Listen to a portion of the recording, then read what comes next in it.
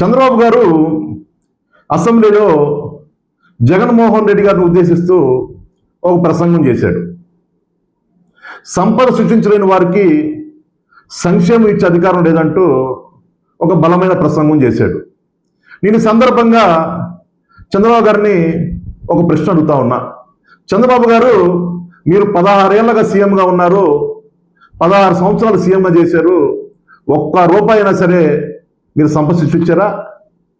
Party అధికారం రాకముందు సంపద సృష్టిస్తా, పేదవారిని కోటీశ్వరం చేస్తాను, నా దగ్గర అంతరం ఉంది, నా దగ్గర తంత్రం ఉంది, నన్ను నమ్మండి అని చెప్పేసి ఇష్టానుసారంగా హామీలు ఇచ్చి పార్టీ అధికారం వచ్చినాక నువ్వు చేసే పని ఏంటంటే ప్రభుత్వ ఆస్తుల్ని దోచుకోవటం, ప్రభుత్వ ఆస్తుల్ని ప్రైవేటీకరణ చేయటం తప్ప ఒక్క రూపాయి సంపద సరే సృష్టించావా?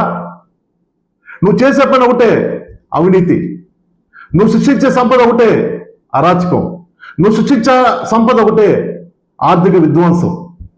నువ్వు ప్రజల్ని ఏ విధంగా మోసం చేస్తున్నావో, ప్రజల్ని ఏ విధంగా ఇబ్బంది పెడుతున్నావో ప్రజలందరూ తెలుసుకుంటా ఉన్నారు. నువ్వు జగన్మోహన్ రెడ్డి గారి గురించి మాట్లాడే అర్హత నీకు లేదు. జగన్మోహన్ రెడ్డి గారు 5 ఏళ్ళు సీఎం ఉండగా ప్రజలకు ఎంతవరకు న్యాయం చేశాడో, ఏ విధంగా మంచి చేశాడో ప్రజలందరూ తెలుసుకుంటున్నారు.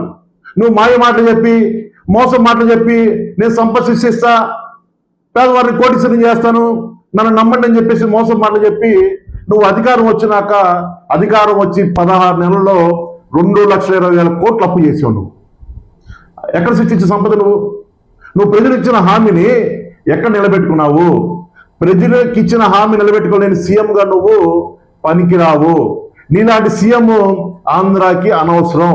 నీలాంటి సీఎం రాజీనామా చేసి వెళ్ళిపోతేనే ప్రజలు బాగుపడతారని తెలియపరుస్తూ జై హింద్, జై జగన్.